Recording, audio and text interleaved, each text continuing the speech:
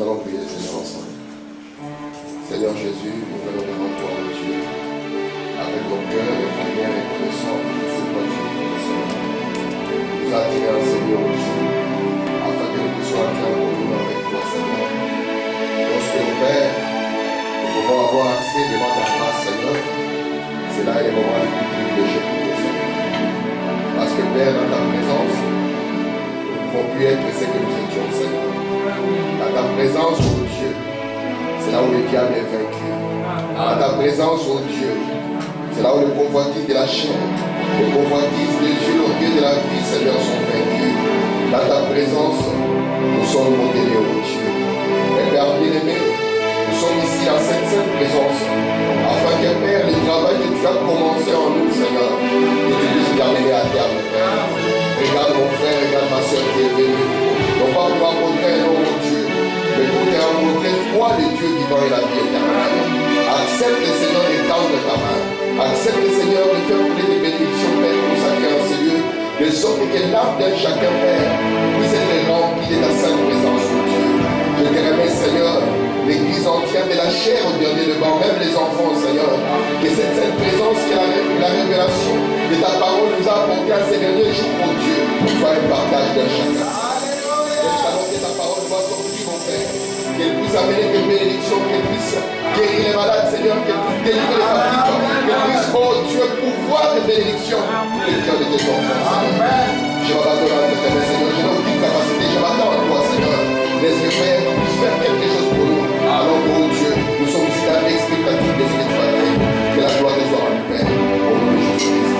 Amen.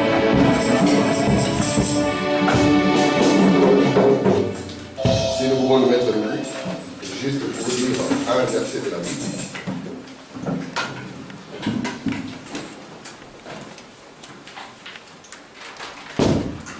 Nous allons lire dans Apocalypse 4 et nous lirons juste le verset 6.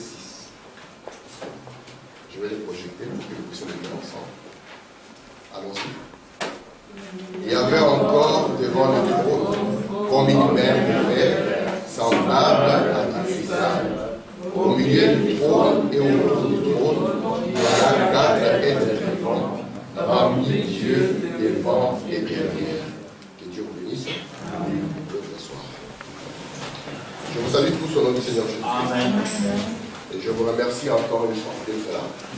Parce que si vous n'êtes pas là, il n'y a rien qui aura lieu. Comme vous savez, nous sommes dans notre étude du livre de l'Apocalypse. Et nous sommes arrivés au chapitre 4. Nous avons dit que le livre de l'Apocalypse est un livre prophétique. Et nous sommes un peuple prophétique. Amen. Mais nous sommes en train d'étudier ce livre en rapport avec la venue du Seigneur. Donc je vais essayer de parcourir rapidement ce que nous avons vu dans les livres, afin de pouvoir rafraîchir vos mémoires, pour que nous puissions continuer à partir du verset 6. Lorsque je commence au verset 1er, il est écrit ceci. Après cela, je regardais, et voici une porte était ouverte dans le ciel. William Branham nous a montré que l'après cela, c'est après la vision que Jean avait eue. Vous vous souvenez, il fut ravi au jour du Seigneur, et il a entendu une voix derrière lui. Il s'est retourné pour pouvoir voir ce qui s'est passé du chapitre 1er au chapitre 3.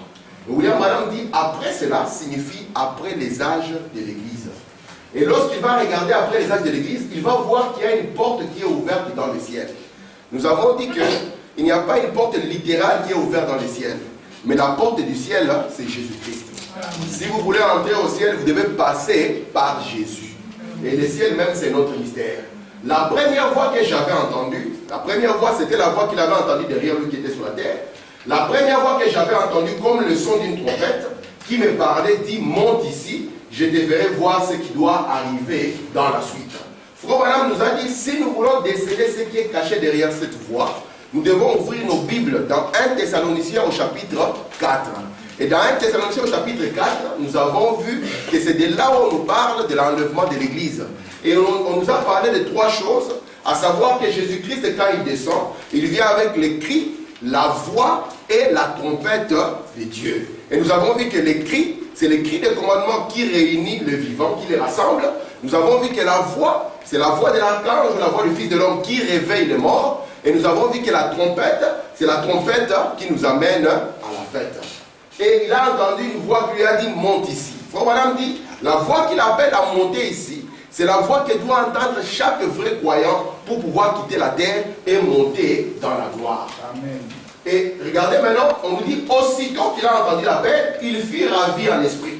Nous avons dit que ce n'était pas l'esprit de la convoitise, mais il fut ravi dans le Saint-Esprit. Amen. Et souvenez-vous, Frère Branham nous a aidés pour pouvoir appréhender cette partie. Frère Branham a pris 1 Thessaloniciens 4 et il a pris le verset 17. Frère Branham a dit là-bas, il a dit que les mots que je place pour parler de ces ravissements ne se trouvent pas dans la Bible en anglais. Je précise, pas dans la Bible, mais ne se trouvent pas dans la Bible en anglais. Dans la Bible en anglais, le mot qui a été placé, c'est being caught up, qui signifie être pris en haut. Mais Frère Branham a placé un autre mot, il a placé le mot rapture.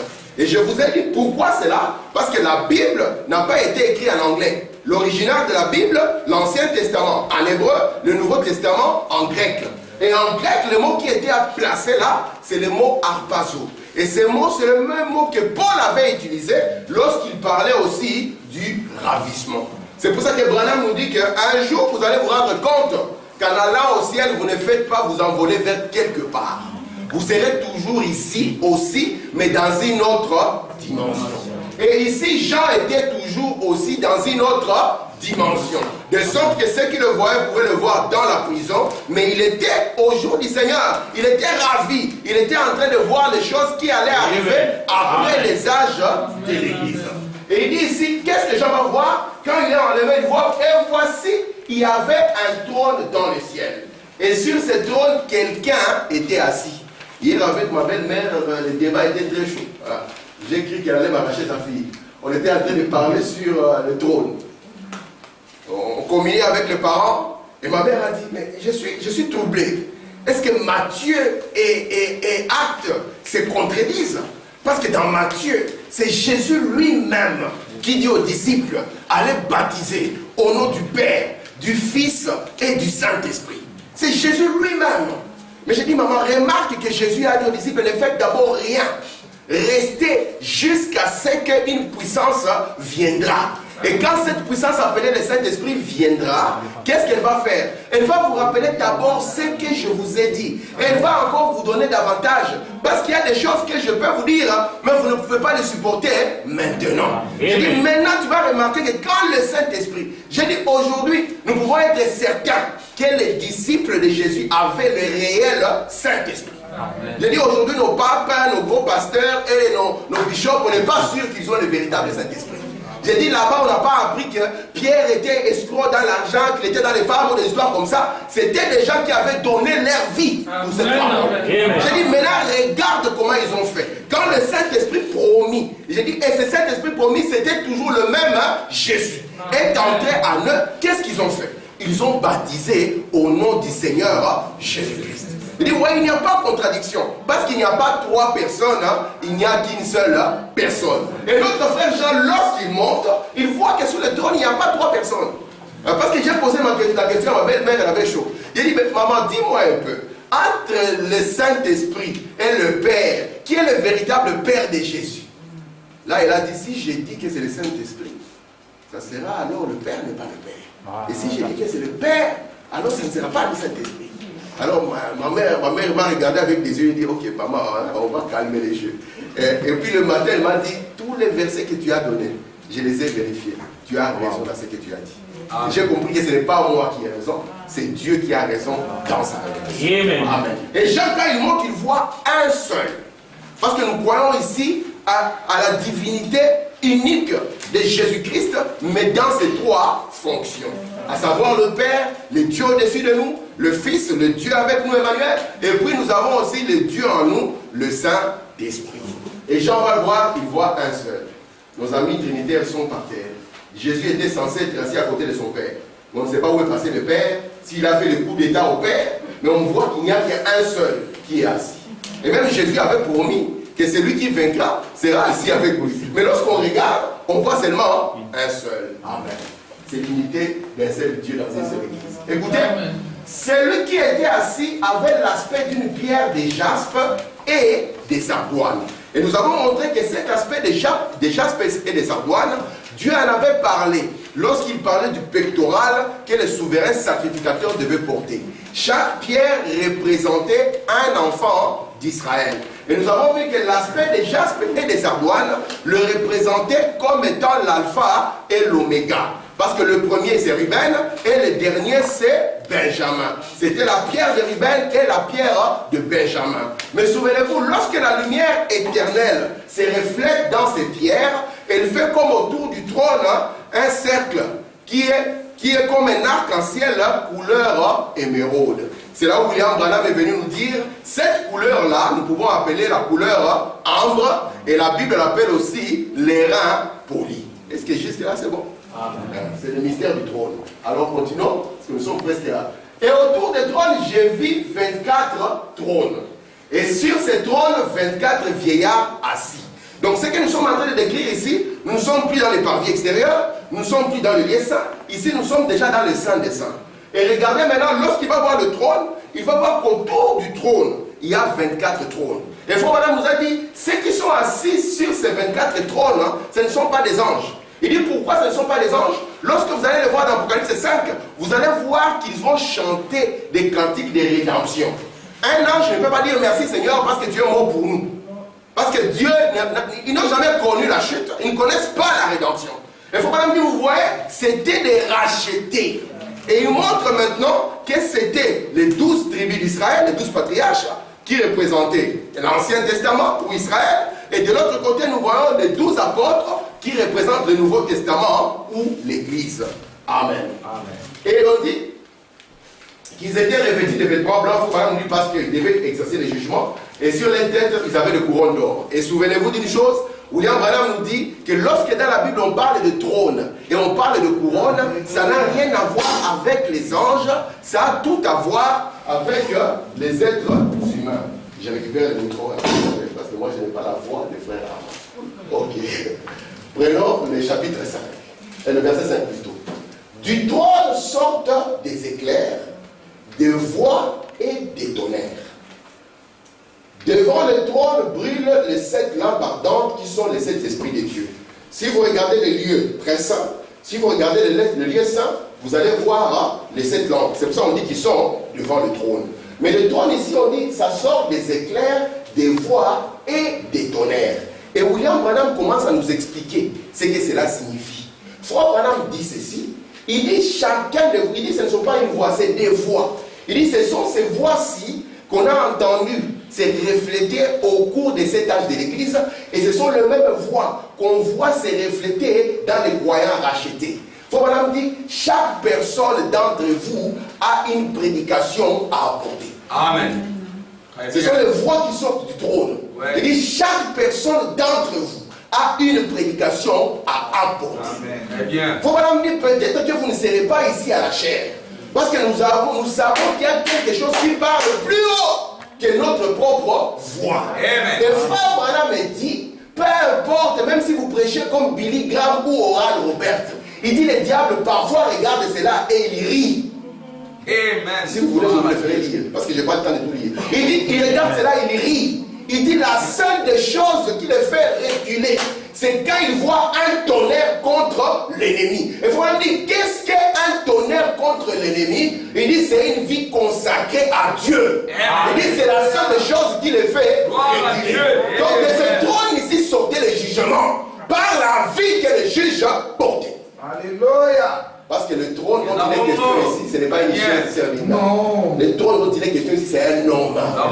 Parce que lorsque Dieu parlait du temple premièrement, Israël regardait à un bâtiment fait des maisons, de briques. Et Frère Branham nous dit dans la condamnation par représentation qu'au ciel, il n'y a pas de briques. Lorsque Jésus disait, je vais vous préparer une place, il ne parlait pas de construire des bâtiments avec des moellons et des briques. Non. Parce que souvenez-vous, il a dit, le ciel est mon trône, la terre est mon marchepied. Quelle maison vous me bâtirez-vous? Alors il a dit, détruisez ces temples, je les rebâtirai en 3 jours. Ils ont dit, toi tu rigoles ou quoi? Tu sais on a pris combien de temps? On a pris la première partie des 70 semaines pour conclure ça. Et toi, en 3 jours, il ne savait pas qu'il parlait du temple de son corps. L'homme est le sujet que Dieu a toujours voulu avoir. C'est le trône même de Dieu. Parce que la Bible dit qu'au 6e jour, Dieu créa l'homme. Et au 7e jour, Dieu s'est reposa. Dieu s'est reposé dans son homme. Il s'est reposé dans sa création. Amen. Vous êtes là? Amen. Donc n'attendez pas qu'il y ait un trône comme ça. Le trône de Dieu, c'est l'homme. Et quand, souvenez-vous, parce que nous ne sommes pas dans la première partie. Nous ne sommes plus dans le parvis extérieur. Voilà, me dit, cette partie, c'est là où Dieu traitait avec Israël au niveau de la chair. C'est pour ça que Jésus devait venir et il devait mourir dans la chair. Nous ne sommes plus dans la deuxième partie, qui était les âges de l'Église. Souvenez-vous, c'était la période d'ignorance. C'est pour ça qu'il devait rester sur le trône du Père afin d'intercéder. Nous sommes maintenant dans la partie où la parole revient dans l'âme. Et quand la parole revient dans l'âme, c'est le trône du jugement. Amen. Très bien. Alléluia. On peut continuer? Nous allons maintenant à la leçon du jour. Il y avait encore devant le trône comme une mer de verre, semblable à du cristal. Au milieu du trône et autour du trône, il y avait 4 êtres vivants, remplis Dieu devant et derrière. Merci Seigneur. J'espère que Dieu m'aidera parce que quand j'étudiais ceci, ça me faisait tellement beaucoup de bien. J'espère que Dieu me fera grâce afin que je les transmette comme lui me l'a montré. Amen. Donc, nous avons notre écriture là. Il y a encore devant le trône comme une mer de verre, semblable à du cristal. Et au milieu du trône, autour du trône, il y a 4 êtres vivants, remplis Dieu devant et derrière. Allez dessiner ça pour représenter. Parce que souvent, je vais sur Internet pour voir les représentations. Mais vous dessinez ça, ça va vous prendre toute une vie. Et vous ne parviendrez jamais à les dessiner. Parce que les symboles qui sont ici, si vous voulez vous les représenter humainement, vous n'allez pas y arriver. Amen. Mais Dieu nous a fait grâce. Regardez un peu. Faut maintenant pas commencer à nous détailler ça. Il dit maintenant, nous aimerions donc faire attention à ceci. Je suis dans Apocalypse chapitre 3, chapitre 4, 3e partie. Il dit, au lieu où cela s'est situé, maintenant, cette mer de verre s'est trouvée devant le trône et devant les lieux saints. Maintenant, souvenez-vous bien, les 7 chandeliers d'or se trouvaient ici comme ceci. Ensuite, il y avait une cuve. Eh bien, c'est ce qui reflète ici la lumière provenant du lieu saint. Je vais vous le montrer. Alors, nous savions que nous avions la première partie qui était appelée le parvis extérieur. Et ceci représentait la première venue du Seigneur. Et souvenez-vous que ici, dans cette partie, cela devait représenter la partie des âges de l'Église qui était le Seigneur se manifestant comme étant le Fils de Dieu au cours des âges. Ici, nous avons le Fils de l'homme. Et la 3e partie, il devait venir comme le roi, le fils de David sur son trône. Et regardez maintenant, il faut vraiment nous montrer que lorsqu'on parle de cette cuve qui est devant le trône, on est en train de pointer ici la cuve que Moïse avait placée. Mais remarquez ici, on ne dit plus que la cuve, c'est un feu mélangé avec de l'eau. On dit ici maintenant qu'elle est comme du cristal. Parce que Jean, quand il regarde ici, au chapitre 4, il voit encore la scène. Il va voir les 7 esprits qui sont devant le trône et il va voir la cuve. Mais lorsqu'il voit la cuve, elle est comme du cristal. Alléluia. Ça va jusque là? Amen. Écoutez, il faut vraiment nous dire, maintenant, nous en sommes à la cuve. Apocalypse 4, 3e partie. Remarquez, cette cuve était vide et était aussi claire que du cristal. Pourquoi? L'Église avait déjà été rachetée. Qu'est-ce qui se passe? C'est que la foi vient de ce qu'on entend. Ce qu'on entend reflété du lieu saint par le messager de l'âge.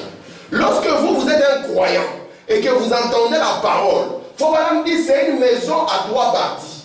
Ici on mange, ici on communique et ici c'est la chambre d'intimité. Regardez maintenant, il faut vraiment nous montrer ici que la première des choses c'est que vous entendez la parole. Mais la parole que vous l'entendez comment? Parce que cette parole vient du lieu très saint, mais elle est reflétée par le messager de votre âge. C'est pour ça que cette parole se reflète dans le croyant. Amen. Mais Dieu ne laisse pas les croyants à ce niveau-ci. Lorsqu'il les fait avancer, Jean va constater qu'ici il n'y a plus rien. Parce que les croyants ont été rachetés. Amen. Amen. Alléluia. Et au niveau de cette partie, il n'y a plus de feu, c'est devenu sombre. Vous êtes avec moi? C'est pour ça qu'il va voir maintenant que la cuve ici était devenue comme du cristal. Apocalypse 4, toujours, paragraphe 171. Remarquez, eh bien, à la fin de cet âge ici, quand Jean a vu la mer d'Éré là-bas, elle était claire comme du cristal. Qu'est-ce que la parole avait été retirée de la terre, Très bien. enlevée avec l'église. C'est clair comme du cristal. Plus de 100, l'âge de l'église était terminé. Donc dans le chapitre 4, nous ne sommes plus dans le lieu saint. Nous ne sommes plus dans le parvis extérieur. Ici, tout se situe maintenant dans le lieu très saint.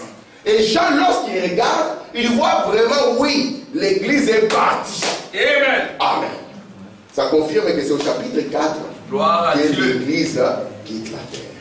Est-ce que ça va jusque-là? Amen. On a compris que pourquoi elle était comme du cristal. C'est parce que l'église était partie. Écoutez cette citation.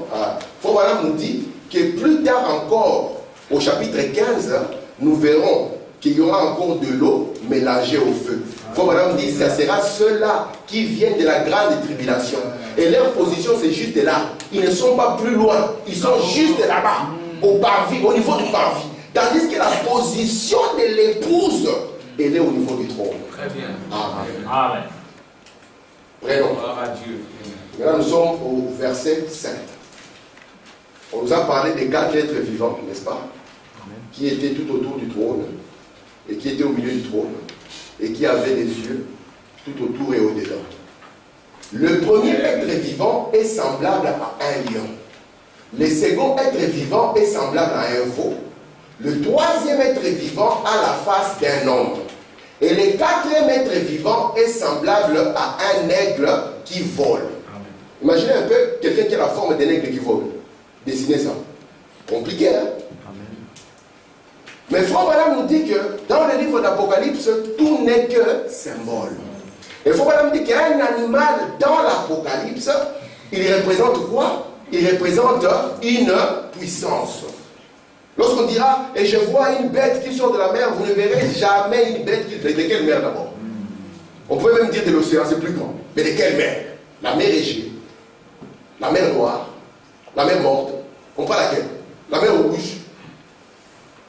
Et je vois une autre qui sort de la terre. De quelle terre? Nous les Congolais, comme on aime le Congo, ça va sortir du Congo. Nous les Angolais, comme on aime l'Angola, ça va sortir d'Angola. Nous les Camerounais, comme on aime le Cameroun, ça sortira du Cameroun. Et nous les Belges, comme nous aimons la Belgique, ça sortira de la Belgique. Vous voyez, ce ne sont que des symboles. Et il dit, les 4 êtres vivants ont chacun 6 ailes. Et ils sont remplis d'yeux tout autour et au-dedans. Allez dessiner un peu quelqu'un qui a les yeux au-dedans. Il ne cesse de dire jour et nuit, Saint, Saint, Saint est le Seigneur Dieu, le Tout-Puissant, qui était, qui est et qui vient. Nous avons vu qui était, c'était le parvis extérieur. Qui est, c'était le lieu saint. Qui vient, voici, il vient dans les lieux, c'est le lieu très saint. Alors, ils avaient les yeux tout autour et au-dedans. Ils avaient 6 ailes. Nous voulons savoir qui ils sont. C'est ce qui m'a retenu dans ce chapitre 4 pour que je ne puisse pas le sauter, parce que nous aurons besoin d'eux un peu plus tard. Amen. Frère Branham dit ceci, Apocalypse, chapitre 4 et 3e partie. Si vous avez le temps, lisez cette série, elle est merveilleuse, n'est-ce pas, prophète? Merveilleuse série. Paragraphe 222. Si vous ne l'avez pas, vous me dites, je vais vous le chercher. Frère Branham dit, voici le trône. Vous savez, le trône, permettez-moi de vous le montrer. Quand on dit voici le trône, gardez vos yeux ici. C'est de ce trône ici que nous parlons. Le trône du Fils, le trône du jugement, le trône éternel. Alors, Frère Branham nous dit ici, voici les trônes. Maintenant, autour de ces trônes, il y a premièrement les 4 êtres vivants. En dehors de cela, il y a 24 anciens, juste comme cela, assis sur leur trône, des petits trônes en bas. Et autour de ceci, on a cette grande armée d'anges autour du trône. Vous voyez les 3 ceintures. La première ceinture, il la donne ici. Nous avons premièrement les 4 êtres vivants. Après la deuxième, en dehors de cela, il y a 24 anciens, juste comme cela. Et autour de ceci, on a cette grande armée d'anges. Voilà comment Dieu est représenté. Il faut vraiment continuer. Oh, vous voyez ce que je veux dire? Ils sont tous différents. Vous voyez, c'est 3 catégories. Il dit les uns des autres. Il y a les anges vers l'extérieur, il y a les anciens, et puis il y a les êtres vivants. Est-ce que c'est clair? C'est comme cela que parce que Moïse aurait eu beaucoup de difficultés de tout représenter dans les détails. Mais Jean voit encore cela. Heureusement que Jean lui l'écrit. Jean ne vient pas pour en faire des représentations matérielles parce que c'est compliqué. Jean l'écrit. Et il nous dit qu'ils sont tous différents. On a d'abord les anges, il y a les anciens, et puis il y a les êtres vivants. Souvenez-vous que les anciens dont il est question ici ne sont pas les anges. Mais ce sont des rachetés. Ce sont les 24 rachetés, les 24 anciens. Il faut vraiment continuer. 223. Attendons là un instant. Restons là juste une minute sur ces êtres vivants. Qui sont-ils? Si ce ne sont pas des anges, ce n'est pas la ceinture extérieure. Si ce ne sont pas des rachetés, ce ne sont pas les 24 anciens, qui sont-ils? Aimeriez-vous les savoir? Aimeriez-vous les savoir?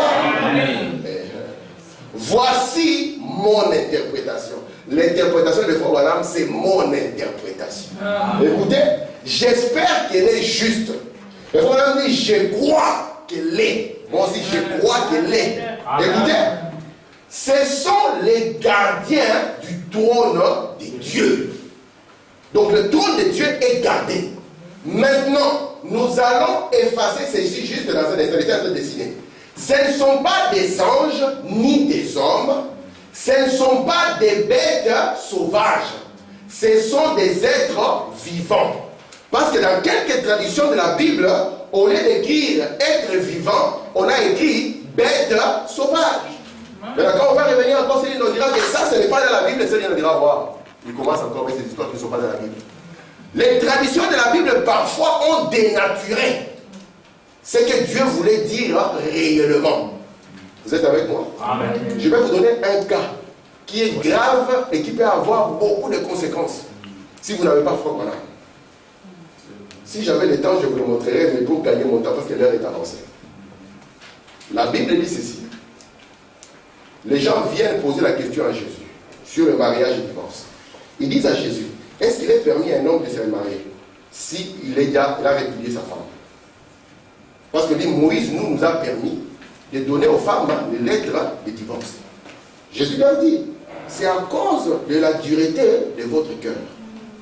Il dit parce que c'est lui qui répudie sa femme, sauf pour cas, écoutez les traditions maintenant.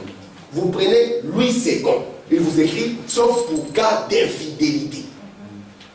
Vous prenez la tradition de la semeur, il vous écrit sauf pour cas d'adultère. Vous prenez les autres traditions, chacun part dans son sens. Et vous tombez sur un pasteur qui n'a que ses pauvres versets sur lui. Vous êtes embarqué dans l'adultère sans le savoir. Heureusement que Branham vient. Il dit le mot qui est là n'est pas infidélité. Faut Branham dit, même si une femme est infidèle à un frère, le frère a le droit. Faut Branham dit, boutez-la dehors, Dieu vous bénira. Mais dit, vous ne vous mariez plus. Amen. Amen. Ah. Le mot qui est là, c'est fornication. Et faut Branham dit, la fornication, c'est quoi? C'est la vie avant le mariage. Nous, avant de venir à Jésus qui est notre époux, nous confessons notre vie avant d'être chrétien. Et la femme, avant de se marier, elle confesse sa vie. S'il y a des choses qui doivent être réglées, ça doit être réglé avant le mariage. Si jamais elle cache cela, et qu'un jour ça se découvre, le frère a le droit de la mettre dehors, et nous le bénirons ici. Yes. Amen. Amen. Très bien. Mais si vous prenez pour cas d'infidélité, allez viens, je vais t'épouser. En dehors des Écritures. C'est pour ça que Branham dit, si vous, en tant qu'épouse de Christ, vous n'avez pas arrangé les choses que vous... Si Jésus découvre cela, il est dans le droit de vous répudier. Amen. Vous voyez les traditions de la Bible. Oh, pour cas d'infidélité, d'adultère. Ok, continuons. Alors ici, dans la Bible, on a commencé à traduire ça, au lieu d'être vivant, on a commencé à appeler ça bête sauvage. Faut Branham nous dire ceci. Je suis toujours dans Apocalypse 4. il prend le mot Zun. Il dit Zun signifie une créature. Vous voyez, 4 Zun créatures vivantes, non pas des bêtes sauvages terrientes, mais Zun, créature vivante. J'ai fait la même recherche que madame, je suis parti dans les Grecs et j'ai regardé le mot qui est utilisé. Le mot qui est utilisé ici dans l'Apocalypse, parce que dans l'Apocalypse, ce qu'on appelle créature, il y a 2 manières de pouvoir les déterminer. La première manière, lorsqu'on parle de 4 êtres vivants, on utilise ce mot ici, Zun. J'ai regardé, ça signifie vraiment créature, comme Frère Madame l'a dit. Mais lorsque vous regardez dans l'Apocalypse, il y a 3 endroits où on parle aussi des bêtes. Apocalypse chapitre 11, on parle de la bête qui a combattu les 2 prophètes. Apocalypse chapitre 13, on parle de la bête qui sort de la mer et l'autre qui sort de la terre. Apocalypse chapitre 17, on parle de la femme qui est assise sur une bête. Et Frère Branham dit le mot qui est utilisé, et vous pouvez voir cela lorsque vous vérifiez, moi je l'ai vérifié, vous allez voir que chapitre 11, la paix de Rome, chapitre 13, les États-Unis, chapitre 17, tous les deux, les États-Unis et Rome, les églises nationales unies au catholicisme, c'est ce qui fait les inconvertis.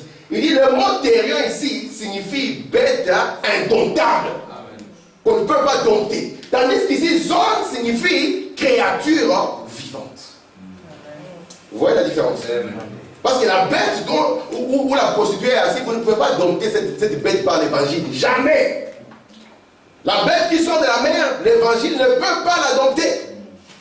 Alors, puissions-nous par la grâce de Dieu ne pas nous retrouver devenir des terriens. Vous êtes avec moi? C'est pour ça que vous voyez, les églises dénominationnelles unies au catholicisme, c'est qui fait des inconvertis, des indomptés vis-à-vis de l'évangile. Il y a un frère qui était compté là qui dit Youpi. Yes, sir. Amen. Et nous a dit gloire à Dieu. Merci Seigneur. Est-ce que ça va avec les 4 êtres vivants? Amen. On les appelle non pas des terriens. Et ils marchent selon la volonté de Dieu. Amen. Mais ici, on les appelle des zones. Continuons. Je suis dans l'Apocalypse toujours 4, cette merveilleuse brochure. Alors je vais lire. Or, quand Ézéchiel avait vu la gloire de Dieu, il avait vu la même chose que Jean a vu. Donc la vision de Jean qui montre le trône. Cette vision-là, ce n'est pas Jean simplement qui l'a vu. Ézéchiel l'avait vu. Ésaïe l'avait vu. Même Moïse a eu la même vision. Et c'est pour ça qu'il dit ici, vous rappelez-vous le dimanche dernier, qu'on a vu la gloire de Dieu, que nous avions la photographie. Je vous ai promis de vous montrer la photo. Je vais le faire aujourd'hui. Sœur Linda, prépare-toi. Tu verras la photo. De ce qu'Ézéchiel a vu. De ce que Jean a vu. Amen. Il dit, il a laissé cela être photographié parmi nous. Vous vous souvenez? La gloire de Dieu. La même chose qu'Ézéchiel avait vue. La même chose que Jean a vue. Elle est ici aujourd'hui. Cela montre que Jésus-Christ est le même qu'au temps d'Ézéchiel. La même chose qu'il était sur la terre. Le même Dieu est ici parmi nous aujourd'hui. Le même hier, aujourd'hui et éternellement. C'est lui qui était, qui est, qui vient. La porte d'entrée de l'âme, du corps et de l'esprit. La mère derrière la parole. C'est qui sanctifie notre âme. Qui remplit du Saint-Esprit. La même chose, vous voyez, exactement la même. Ézéchiel a une vision. Il a vu, Jean a vu, Ésaïe a vu, Moïse a vu. C'est pour ça que si vous avez une vision qui ne se retrouve pas dans la parole de Dieu, oubliez ça. Amen. Vous voyez Marie qui sort. Qui a déjà vu Marie dans la parole? Et vous venez ici pour que nous puissions vous considérer comme une grande Marie. Tout le monde est content quand vous saluez. Parce qu'on sait que la bénédiction est sur nous. Parce que vous avez vu Marie. Mais nous croyons aux visions scripturaires. Amen. Prenons ensemble Ézéchiel au chapitre 1er pour voir ce qu'Ézéchiel a vu. Nous allons prendre la référence Ézéchiel 1 du verset 5 au verset 10. Et je vais lire avec vous pour que nous puissions le voir. Nous sommes en train de voir nos êtres vivants. Ézéchiel 1. Commençons au verset 5. Écoutez la vision d'Ézéchiel. Au centre encore paraissaient 4 animaux. Vous voyez comment je les appelle? Animaux. dont l'aspect avait une ressemblance humaine. Continuons. Chacun d'eux avait 4 faces et chacun avait 4 ailes. On dirait que les ailes changent. Leurs pieds étaient droits et la plante de leurs pieds était comme celle du pied d'un veau. Ils étincelaient comme des mérins polis. Nous avons encore notre couleur en. Ils avaient des mains comme sous les ailes à leurs 4 côtés, et tous les 4 avaient leurs faces et leurs ailes. Leurs ailes étaient jointes l'une à l'autre. Ils ne se tournaient point en marchant, mais chacun marchait droit devant soi. Quant à la figure de leur face, ils avaient tous une figure d'homme, tous 4 une figure de lion à droite, tous une figure de bœuf à gauche, et tous 4 une face d'aigle. Est-ce que vous voyez la vision que Ézéchiel a eue? Amen. Ézéchiel a eu aussi 4 créatures. Lui, il les a appelés 4 animaux. Pourquoi il a appelé 4 animaux? Il a essayé de décrire ce qu'il a vu. Et Ézéchiel va le voir. Il faut maintenant nous montrer que dans cette vision, lorsque Ézéchiel, si vous avez le temps, lisez tout à la maison, il va voir que en dessous, ils ont comme des roues. Et qu'ils sont en train d'avancer. Ils ne reculent pas. Ils avancent toujours. Ils avancent toujours. Et quand ils voient les roues là, on a dit que ça paraissait comme une roue dans une roue. Amen. C'est la vision qu'Ézéchiel a eue. Écoutez, William Branham. Qu'est-ce que représente ces symboles-ci?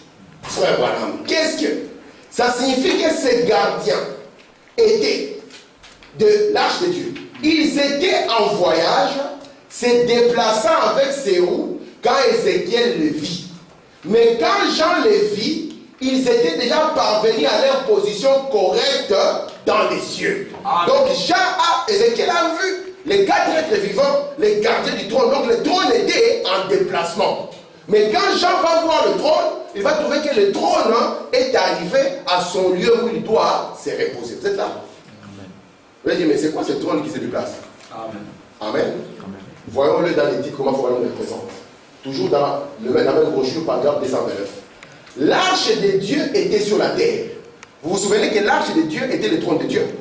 Et quand Israël était sur la terre, quand Israël faisait un pas, l'arche ne restait pas. Israël ne faisait que suivre l'arche. C'était une arche qui s'est déplacée durant tout le parcours d'Israël. Et quand le voyage dans le désert était terminé, quand ils sont entrés dans le pays, l'arche a été placée à sa place.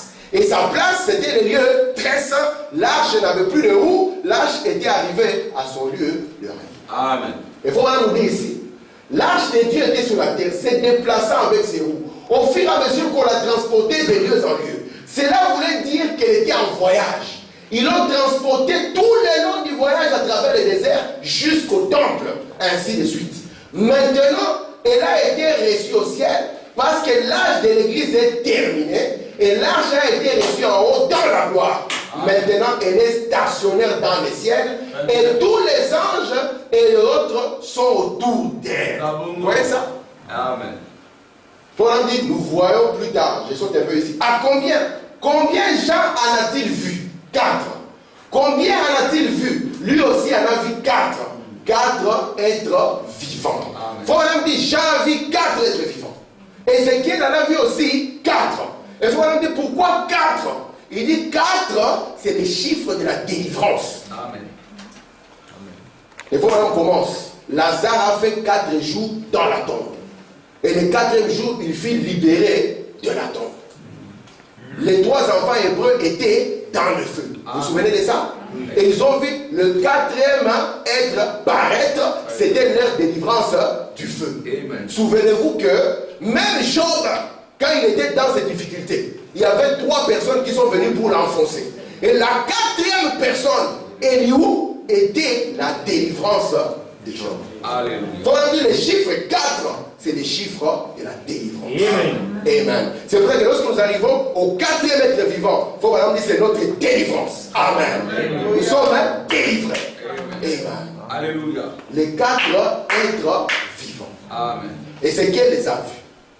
Jean les a vus. Et nous voyons que c'est pratiquement la même vision. Continue. Mais nous ne savons pas jusque-là qui ils sont. Je suis ici dans le paragraphe 236, la même brochure. On dit, voyons Ésaïe chapitre 6. Ces jeunes prophètes s'étaient appuyés sur les bras d'un bon roi. C'est pour ça qu'il dit que votre foi, vous ne pouvez pas l'appuyer sur quelqu'un. Si vous commencez à appuyer votre foi sur un pasteur, il faut vraiment dire, Dieu verra qu'il puisse commettre une erreur. Amen. Afin que vous puissiez détacher votre foi de lui. Amen. Et ici, le jeune Ésaïe était appuyé sur un roi qui était un bon roi. Et il savait que tout va bien parce que le roi était un bon frère, alors je m'appuie sur sa foi. Je m'accroche sur le frère. Un jour, on va arracher les frères. Qu'est-ce que vous allez devenir? Parce qu'Ésaïe, le roi, est parti. Écoutez, ces derniers lui avaient acheté toutes sortes de bons vêtements. Là, le message est bon. Hein, vous avez toutes sortes de bons vêtements. Ah, vraiment merveilleux. Moi, frère Mao, j'ai tout. Ah, Seigneur, merci. Quel bon message. Écoutez, on continue. Il était un prophète. Et les choses marchaient bien pour lui là-bas. Mais un jour, le roi mourut. Ainsi, il dit se débrouiller tout seul. Un aigle doit arriver à un point où il se débrouille tout seul. Amen. Alors il s'est rendu au temple pour aller passer un peu de temps. Il s'est rendu au temple pour prier.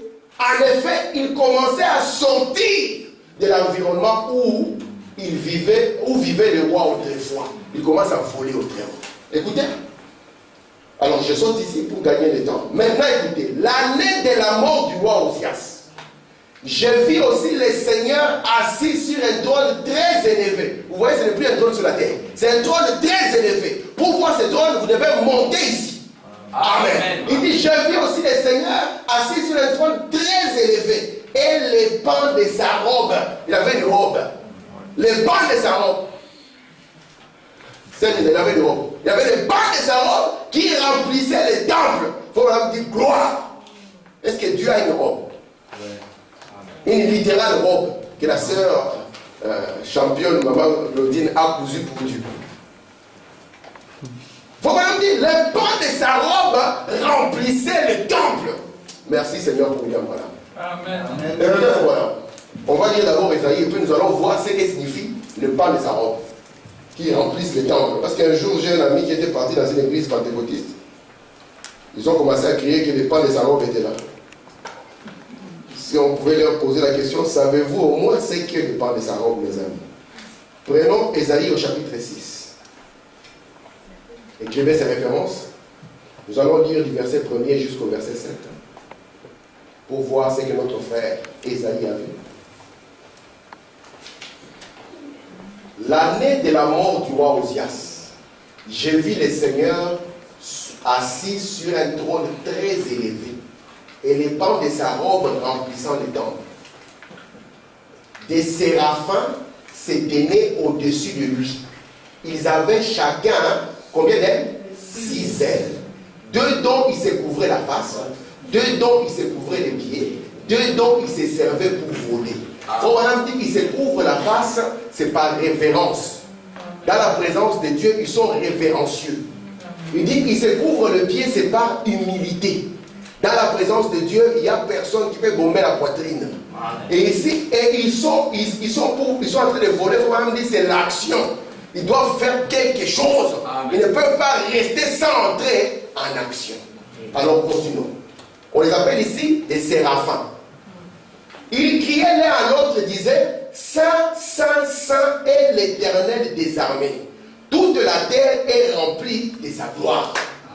Les portes de Fouramdi, ils ne chuchotaient pas.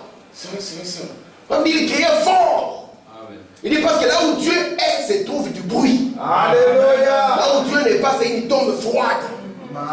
Dit, les portes furent ébranlées dans leur fondement par la voix qui retentissait. Et la maison s'est remplie de fumée. Alors j'ai dit, malheur à moi, je suis perdu. Car je suis un homme dont les lèvres sont impures. J'habite au milieu d'un peuple dont les lèvres sont impures. Mes yeux ont vu le roi, l'Éternel des armées. C'est le trône du roi. Écoutez, je continue.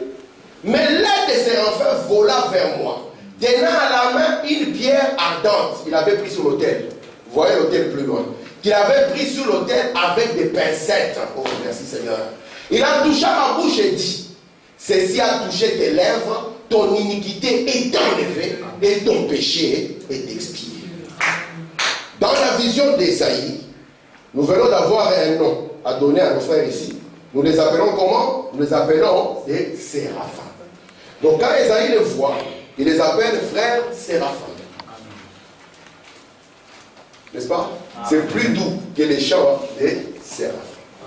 Il les appelle comment? Des séraphins. Ça c'est la vision. Maintenant on a dit qu'on a vu les seigneurs sur un trône très élevé. Nous savons que le trône très élevé, c'est le même trône que Jean avait vu. Et il devait monter pour voir ce trône. Alors on nous dit maintenant que les pans de sa robe remplissaient le temple. Nous voulons savoir qu'est-ce que les pans de sa robe. Pour que nous ne puissions pas avoir une représentation d'un Dieu avec une robe, une longue barbe, des choses comme ça. Voilà, nous dit ceci, paragraphe 237. Qu'est-ce que les pans de sa robe? Voilà, ce sont les anges et les êtres. C'est cela les pans de sa robe qui le suivaient. Amen. Donc quand il devait se déplacer, depuis que le trône se déplaçait, il était suivi. Amen. Amen. Par les pans de sa robe. Ce sont les anges et les êtres. C'est ça le pan de la robe de Dieu. Amen. Il dit, le pan de sa robe, c'est ce qui suit derrière. Les pans de sa robe remplissaient le temple. Et les séraphins s'éteignaient au-dessus de lui. Ils avaient chacun 6 ailes. 2 dont ils se couvraient la face, 2 dont ils se couvraient les pieds, 2 dont ils se servaient pour voler. Ils criaient l'un à l'autre, ils disaient, Saint, Saint, Saint est l'Éternel des armées. Toute la terre est remplie de la gloire. Quand les portes furent ébranlées dans leur fondement, à la voix de celui qui criait, la maison s'est remplie de fumée. On dit, oh là là! Cela montre que ces visions sont exactement identiques pour tous ces hommes. Parce que tous les trois, ils crient Saint, Saint, Saint. Pour Jean, on crie Saint, Saint, Saint. Pour Ézéchiel, on crie Saint, Saint, Saint. Et pour notre frère Esaïe, on crie Saint, Saint, Saint et l'Éternel. Voilà, ils sont infatigables jour et nuit. Saint, Saint, Saint et l'Éternel. Même quand on devait entrer dans la présence de Dieu, il devait porter ici. Vous voyez, c'était une lame d'or. On devait écrire dessus sainteté à l'Éternel. Amen. Pour dire même la marche d'Aaron dans le lieu très saint devait résonner Saint, Saint, Saint et l'Éternel. Parce que sans la sainteté, vous ne le verrez pas. Amen. Amen. Amen. Amen. Merci. Gloire à Dieu. Amen. Continue. Remarquez, Esaïe savait qu'il devait trouver quelque chose de différent. Alors que fit-il? Il alla au temple. Jean, lui, les a appelés comment? Il les a appelés être vivants. Notre frère, ici, Esaïe les appelle des séraphins. Tandis que, maintenant, Ézéchiel lui avait dit 4 animaux. On continue. Il alla au temple, il leva les mains et cria à Dieu. Il eut une vision. Alors il vit Dieu, non pas sur un trône ici-bas, les années d'église sont terminées, non pas sur un trône ici-bas, mais à un endroit élevé, très élevé. Oh là là, les bancs de sa robe le suivaient. Et très élevé dans les cieux. Il vit les séraphins voler d'un coin à l'autre. Oh là là! Séraphin, ça signifie brûleur. Amen. C'est ce que veut dire le mot séraphin, qui se tient près de l'autel. En fait, le séraphin est celui qui reçoit le sacrifice. Amen. Purifie l'adorateur et ensuite le présente à Dieu. Et ce qu'il a vu seulement que ce sont des gardiens qui protègent. Parce qu'il peut avoir un rôle de protection. Jean, ici maintenant, Jean il le voit. Il voit qu'ils sont les gardiens du trône. Lorsque notre frère Esaïe le voit, il le voit comme des brûleurs. Alléluia. Amen. Qu'est-ce qu'ils font? Qu'ils reçoivent le sacrifice, parce que l'adorateur ne vient pas les mains vides. Il dit qu'il purifie l'adorateur et ensuite ils conduisent l'adorateur dans la présence de Dieu. Pour lui, c'est ce que fait les séraphins. Eh bien, ces séraphins sont des êtres angéliques. On dit angélique, c'est très général. Parce qu'il faut vraiment dire un ange, ça ne signifie pas un être avec des ailes. Un ange signifie un messager. Écoutez maintenant, ils se tiennent à l'autel juste à côté de Dieu. Ils reçoivent le sacrifice. Cela montre la justice de Dieu. Que le péché ne peut pas entrer dans sa présence à moins d'avoir été expié. Donc vous ne pouvez pas traverser ces gens si premièrement il n'y a pas eu un sacrifice d'expiation. Et qu'ensuite vous soyez purifiés pour pouvoir rentrer dans la présence de Dieu. Amen. C'est clair jusque-là. C'est pour ça que les prophètes, ils sont venus, ils ont touché ses lèvres et lui ont dit ton iniquité est expiée et ton péché est expié. Amen. Donc ici ce sont des séraphins. Continuons. Toujours dans la même brochure, paragraphe 239. Retournons un moment en arrière afin d'être sûrs que nous avons bien compris qui sont ces êtres. La première fois que ces gardiens sont mentionnés, c'est dans la Genèse. La première fois dont on parle de ces gens, c'est dans la Genèse. C'est-à-dire, t'assois avec moi. Sinon, tu seras largué. Eh bien, rappelez-vous, ce que nous prêchons doit être tiré de la Genèse allant jusqu'à l'Apocalypse. À n'importe quel moment que vous voudrez me poser une question, venez me la poser. Vous voyez, ce doit être la Bible entière, pas juste une partie. Parce que Dieu ne change pas. Ce qu'il était dans la Genèse, il est aujourd'hui. Et il était dans les âges intermédiaires. Il est toujours le même. Maintenant, dans la Genèse, écoutez comment on va les appeler dans la Genèse, quand c'est Kérubin, c'est ainsi que je suis arrivé à les découvrir.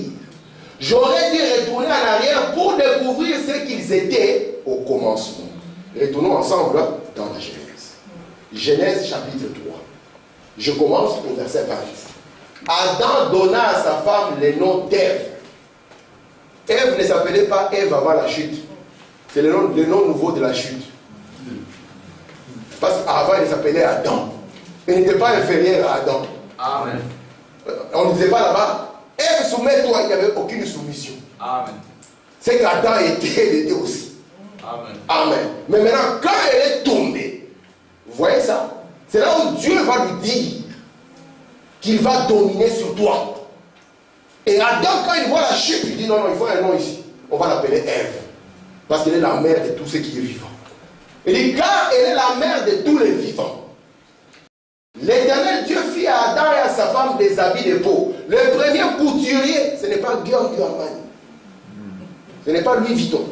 Le premier que nous avons eu, ce n'est pas Thierry Mugler. Il y a un frère qui se retrouve dans cette. Alors, le premier couturier que nous avons, c'est Dieu lui-même. Alors, Dieu, dans son atelier, il a habillé une femme différemment et il a habillé un homme différent. Donc, dans le sens d'habiller, c'est Dieu qui a habillé le premier. Et il a dit que ses habits sont pour celui-ci, ses habits sont pour celui-là. Et c'est une abomination lorsqu'on commence à mélanger les habillements. Alléluia. C'est Dieu. Amen. Gloire à Dieu. Merci. Il dit, l'Éternel dit, voici l'homme est devenu comme l'un des nôtres, pour la connaissance du bien et du mal. Le pauvre ne connaissait que le bien. Il vient de découvrir le mal maintenant. Et il va le découvrir à ses dépens. Empêchons-le maintenant d'avancer sa main, de prendre de l'arbre de vie, d'en manger et de vivre éternellement. L'Éternel Dieu l'a mis hors du jardin pour labourer le sol d'où il avait été pris. Il chassa l'homme et plaça à quel endroit? À l'orient du jardin d'Éden, les chérubins et la lame de l'épée qui tournait ça et là. Pour faire quoi? Pour garder les chemins de l'arbre de vie. Amen. Si vous avez fait l'archéologie à l'université, donc on vous dit, ouais, l'Éden se trouve en Afrique, là. Vous dites alors je vais faire des recherches archéologiques pour tomber sur l'arbre de vie, afin de vivre éternellement.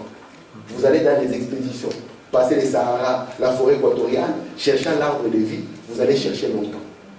Mais la Bible nous dit ici, qu'est-ce que Dieu a fait? Il a compris que si l'homme s'avance comme ça, vers l'arbre de vie, il va vivre éternellement dans le péché. Alors Dieu devait complètement bloquer depuis l'Orient. Il met les chérubins. Il faut qu'on n'a pas dit un chérubin, regardez la Bible, les chérubins, il le place à l'entrée et il dit bloquer les chemins qui conduisent à l'arbre de vie. Amen. Alléluia. Vous savez que la mort, c'est une chose horrible. Même quand vous voyez votre plante en train de mourir, c'est horrible. Alors qu'en est-il d'un bien-aimé qui part? C'est vraiment horrible. C'est la situation que je n'aimerais jamais vivre. Voir un bien-aimé partir. Mais nous savons que c'est la porte qui est devant nous. Et c'est pour ça que Dieu est venu nous réconforter. Nous dire que ça, ce n'est pas la mort. Amen. Alléluia. La mort, c'est quand vous séparez de l'arbre de vie. Ça, c'est la mort. Même si, qui est prêt à vivre 200 ans? Tu lèves la main. Sans condition, 200 ans. C'est Manuela, 200 ans? Tu refuses. Déjà 100 ans dans cette condition, est-ce que je peux avoir une bonne santé? Cette demeure n'est pas éternelle. Elle est passagère. C'est pour ça que nous voulons garder les yeux sur ce qui est éternel. Amen. Parce que Jésus a dit, celui qui croit en moi ne mourra jamais. Quand bien même il serait mort. Il parlait de deux hommes. Et nous voulons mettre l'accent sur l'homme intérieur. Parce que l'homme intérieur, c'est lui qui est l'image de Dieu. C'est lui que Dieu ne peut pas laisser tomber. Parce qu'il est de la race de Dieu. C'est lui qui a la domination. Amen. Et c'est lui-là que Dieu a toujours voulu qu'il puisse retourner dans sa position. Amen. Alors Dieu va placer les chérubins à l'entrée pour garder le chemin. Parce que n'importe qui ne peut pas se diriger vers l'arbre de vie. Amen. Écoutez, faut madame. Dans le message, j'ai restauré. Prêché à Los Angeles. En 54, le 9 août. Je suis au paragraphe 9. Donnez-moi encore 10 minutes et je finis. Les deux garçons se sont approchés de Dieu, à l'est du jardin d'Éden. Je pense que ça, je pense car c'était à l'est du jardin que se trouvaient les chérubins. Je vous ai dit, notre tabernacle, son entrée se trouve toujours à l'est, et nous amène de l'est jusqu'où? Jusqu'à l'ouest. Il dit, car c'est à l'est du jardin que se trouvaient les chérubins. On appelle aussi les séraphins. Avec son épée flamboyante, pour empêcher les gens d'avoir accès à l'arbre de vie. Lorsqu'il est gardien, on l'appelle chérubin. Lorsqu'il doit t'amener dans sa présence, on l'appelle séraphin. Mais c'est toujours la même vision. Vous êtes avec moi? Je continue. Deux jeunes garçons se sont approchés. Ils sont tous venus adorer Dieu. Tous les deux, est-ce vrai? Les étudiants de la Bible, tous les deux garçons étaient venus adorer. Faut madame dit qu'ils ont constaté qu'ils sont en train de fondre comme des bougies. Tu te regardes comme ça à la glace. Tu reviens 10 ans plus tard, tu te regardes à la glace. Toi-même tu es horrifié. Tu fais oh! Qu'est-ce qui se passe? Tu es en train de fondre comme une bougie. Et quand les garçons ont compris qu'ils sont en train de fondre comme une bougie, ils ont dit retournons vers l'arbre. Faut madame dire, ils sont venus à l'Orient pour pouvoir prier et adorer Dieu. Chacun d'eux avait bâti un autel. Ce qui serait une église. Si Dieu est satisfait, si tout ce qu'il faut c'est être membre, si vous êtes membre d'une église et un croyant, alors en étant membre, vous pensez que c'est ce qui satisfait Dieu. Observez juste une minute.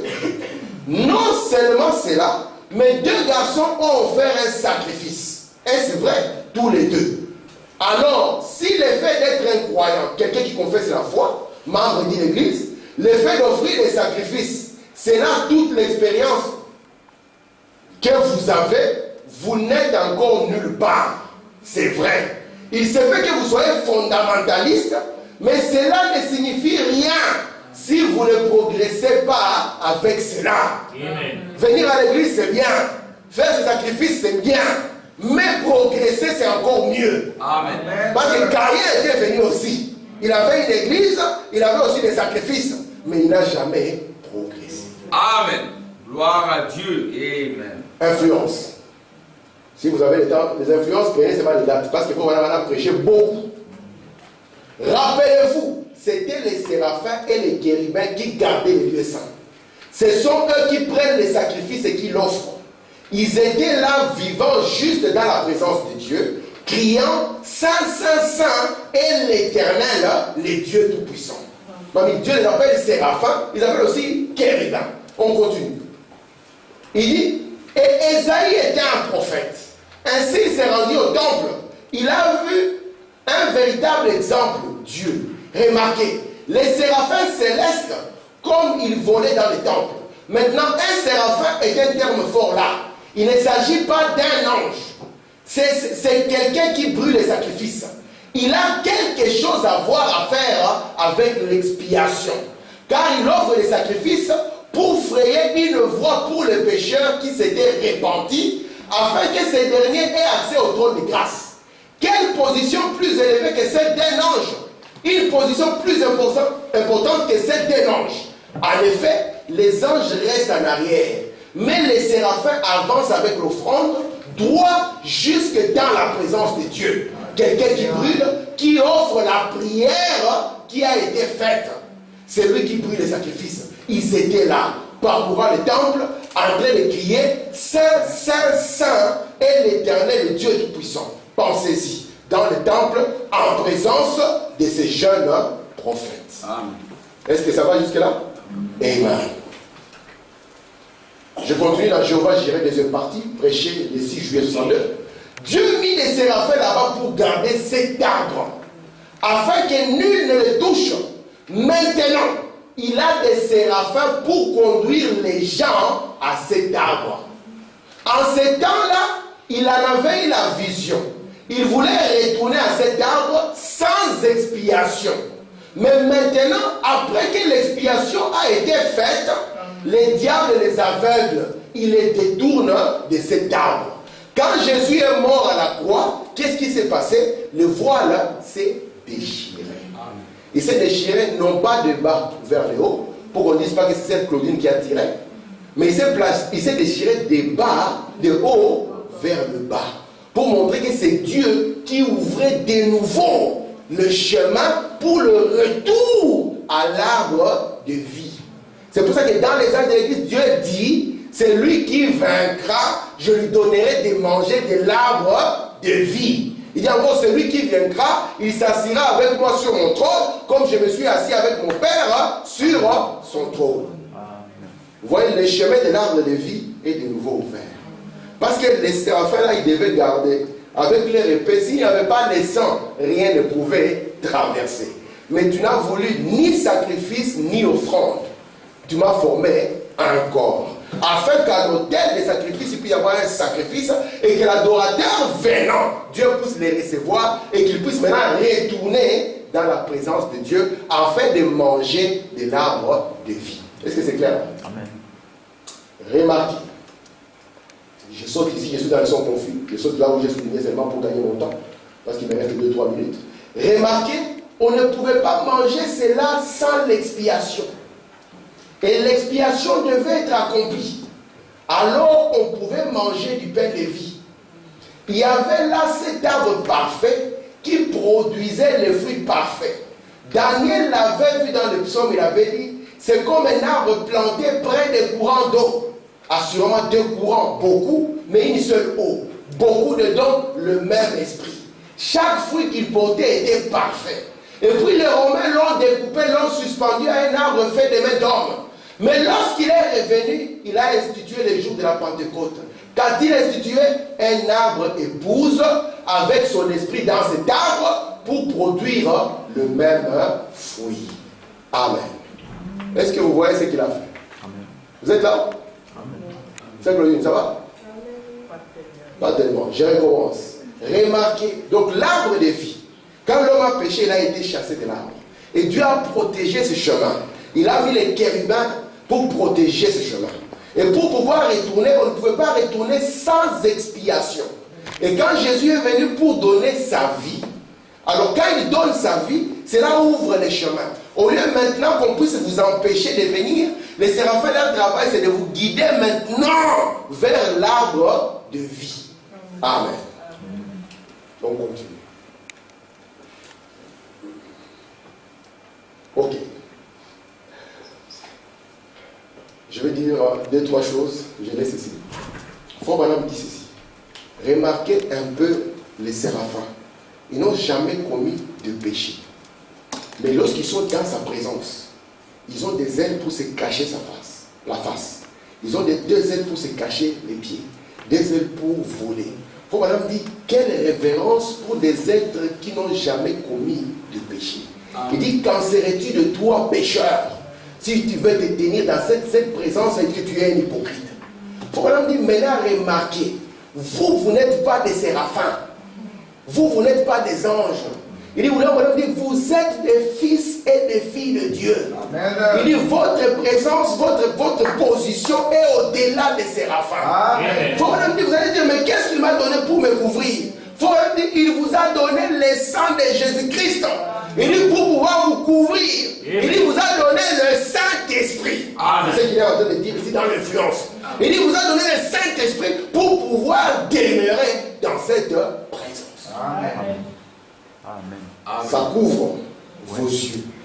Ça couvre votre marche. Amen.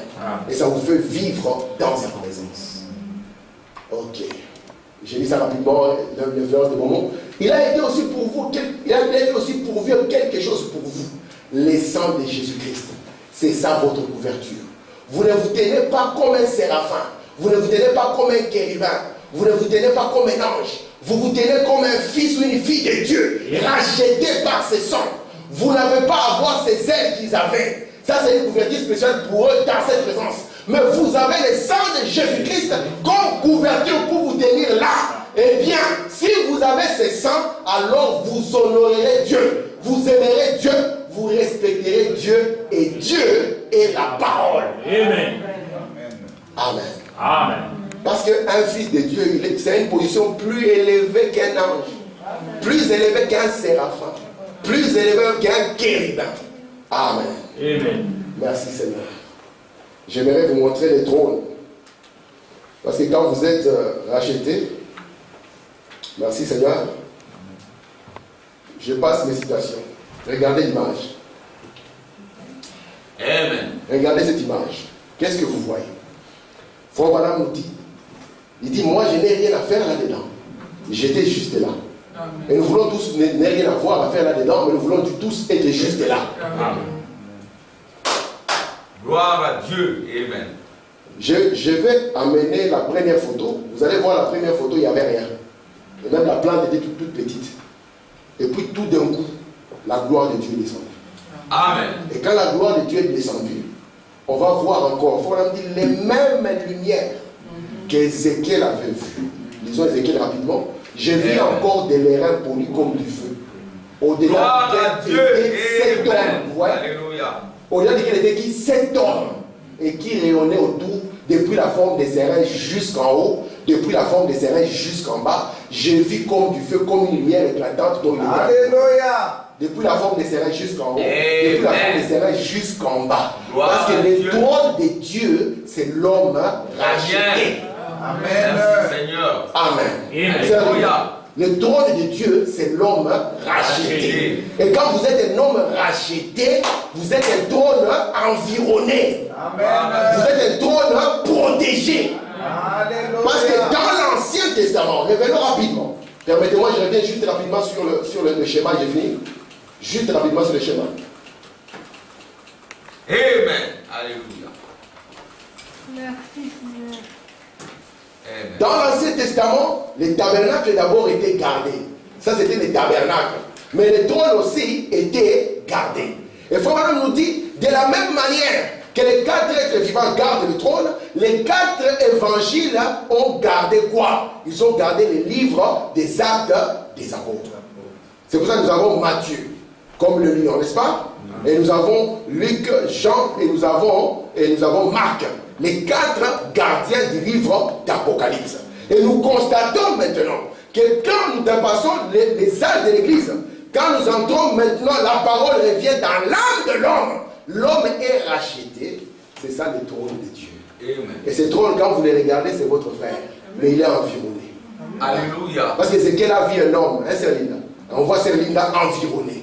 On voit Maman Claudine environnée. On voit Frère Mao environné. Parce que le trône doit être protégé. C'est le trône de Dieu. Et lorsqu'on regarde, on voit, ah, c'est ça la chaise où Jésus-Christ est assis. Amen. Que le Seigneur vous bénisse. Amen.